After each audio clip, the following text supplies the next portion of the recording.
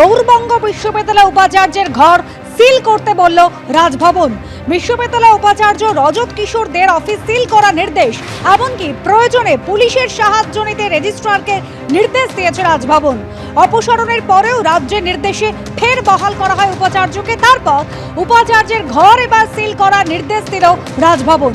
করুণাময় সিংহ আমাদের প্রতিনিধি সরাসরি রয়েছেন আমাদের সঙ্গে। করুণাময়, এই সাম্প্রতিকতম বিতর্কের সূত্রপাত যখন শিক্ষামন্ত্রী এই গৌরবঙ্গ বিশ্ববিদ্যালয়ে ওয়েব টুবার সম্মেলনে উপস্থিত ছিলেন, আর এবার খোদ উপাচার্যের ঘর সিল করার নির্দেশ।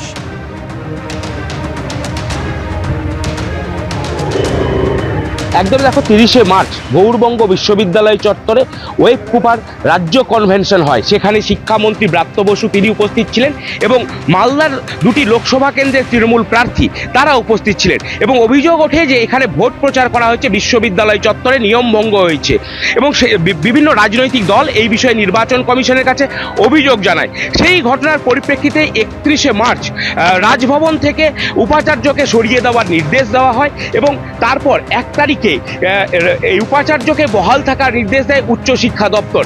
এই নিয়ে বিতর্কের সূত্রপাত। এবারে কিন্তু রাজ্যপাল উপাচার্য রজত কিশোর দে তার যে রুম রয়েছে, যে দপ্তর রয়েছে, সেই দপ্তর সিল করে দেওয়ার নির্দেশ দিয়েছেন। গতকাল সেই চিঠি বা সেই নির্দেশ এসে পৌঁছেছে গৌরবঙ্গ বিশ্ববিদ্যালয়ের রেজিস্ট্রারের কাছে।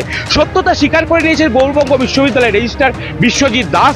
তিনি জানিয়েছেন যে উচ্চশিক্ষা দপ্তর এবং পাশাপাশি শিক্ষামন্ত্রীর সাথে তিনি কথা বলবেন এবং তারপর পরবর্তী সিদ্ধান্তের কথা জানানো হবে। তোমাকে বলে রাখি যে রাজভবন থেকে যে চিঠি দেওয়া হয়েছে, যে নির্দেশ দেওয়া হয়েছে, তাতে কিন্তু প্রাক্তন উপাচার্য শব্দটি প্রয়োগ করা হয়েছে। রজত কিশোর দে, যিনি গৌরবঙ্গ বিশ্ববিদ্যালয়ের উপাচার্য, তাকে প্রাক্তন বলা হয়েছে। প্রাক্তন উপাচার্যের ঘর সিল করে দেওয়ার নির্দেশ, সেই নির্দেশই এসেছে।